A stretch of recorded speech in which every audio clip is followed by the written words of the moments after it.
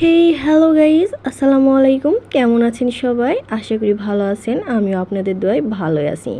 আপনারা ভিডিও দেখে অবশ্যই বুঝতে পেরেছেন আমি আজকে কিসের রেসিপি নিয়ে হাজির হয়েছি। তো চলুন কথা না বাড়িয়ে রান্নাটা শুরু করা যাক। আমি প্রথমেই মাংসগুলো লেবু আর সাথে লবণ আর মরিচের গুঁড়া, জিরা ধনা আর আদা রসুন বাটা দিয়ে মাখিয়ে রেখেছিলাম। তারপরে আমি কড়াইয়ে তেল আর পেঁয়াজ দিয়ে সেগুলো নাড়াচাড়া করে ভালো মতো পেঁয়াজটা ভেজে এগুলো মাংস আমি সেখানে দিয়ে দিয়েছি। আবার পুনরায় মশলা দিয়ে আমি মাংসটাকে ভালো করে কষিয়ে নিয়েছি। সব মশলাই দিয়েছি, শুধু আমি হলুদটা দিইনি, কারণ বিরিয়ানির মধ্যে হলুদটা আমার একেবারেই ভালো লাগে না। তো আমি এর মধ্যে অল্প করে পানি দিয়েছি, বেশি পানি দিই নাই। আমি মাংসটা বেশি সিদ্ধও করি নাই, অল্প করে সিদ্ধ করেছি এবং মাংসর মধ্যে রাঁধুনির বিরিয়ানির মশলাটা দিয়ে দিয়েছি। মাংসটা আমি খুব ভালো মতো কষিয়েছি, আপনারা দেখে বুঝতেই পাচ্ছেন।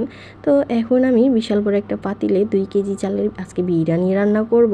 এখন আমি দিয়ে দিয়েছি পেঁয়াজ আর প্রথমে আমি দিয়েছিলাম এলাচ, তেজপাতা, লং, লবঙ্গ। তো আমি এই পেঁয়াজটা ভালো করে ভেজে নিয়ে আমি চালটাকেও সুন্দর মতো ভেজে নিয়েছিলাম।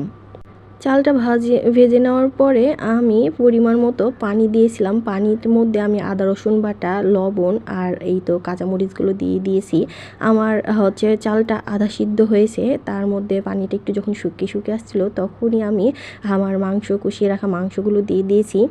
মাংসগুলো অল্প অল্প করে দিচ্ছিলাম আর অল্প অল্প করে আমি ভাতটা নেড়ে নেড়ে দিচ্ছিলাম, কারণ মাংসগুলো উপর নিচে করে দিচ্ছিলাম।